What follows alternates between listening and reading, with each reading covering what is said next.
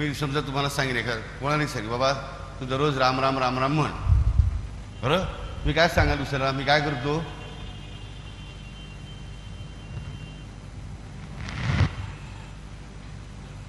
जपतोय, किंवा त्याला दुसरं नाव काय नामस्मरण, बरोबर की नाही? काय म्हणाल तुम्ही त्याला?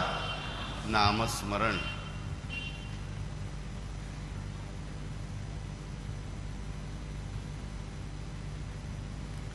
पण इथे आम्ही हा शब्द विसरतो. नाव उच्चारणं आणि नामस्मरण ह्याच्यामध्ये फरक आहे. नामाची आठवण होते का तुम्हाला नाव घेताना? शब्द काय?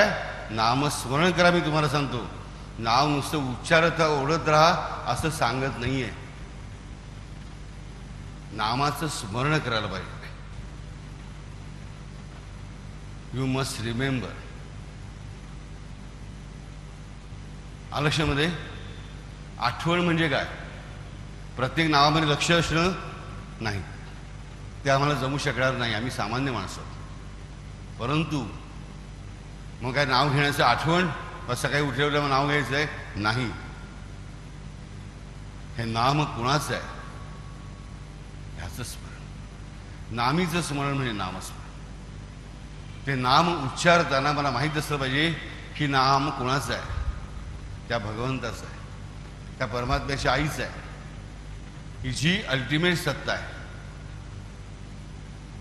हे स्मरण अतिशय आवश्यक आहे, लक्षात ठेवा.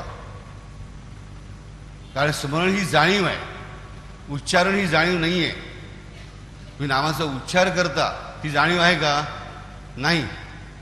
बरोबर पटले ना? म्हणजेच काय, बघा तुमच्या शरीरामध्ये बी कॉम्प्लेक्स कमी आहे, तर आयन घेऊन त्याची पूर्ती होईल का? बी कॉम्प्लेक्सच घ्यायला पाहिजे. हे जाणीव शुद्ध करायचे, जाणीव अधिक प्रबळ करायचे, ते जाणीवरच औषध करायला हवं. स्मरण ही जाणीव आहे. तर नामाचा नुसता उच्चार किंवा नामजप ह्यांचा सुद्धा प्रभाव आहेच, पण अतिशय वीक. परंतु नामाचा नुसता जप जो चालतो तो इतर गोष्टींवर काम करतो, आमच्या शरीरातल्या केमिकल सगळं करतो, मनावर करतो, बुद्धीवर करतो, सगळं करतो. पण जेव्हा नामस्मरण होतं, खरोखर आम्ही स्मरणपूर्वक नाव घेतो, तेव्हा काय होतं? स्मरण ही जाणीव असल्यामुळे त्याचं कार्य कशावर होतं? आमच्या जाणीवेवर होतं. आणि जाणीवर झाल्यामुळे काय होतं? जाणीव आमची शुद्ध होते.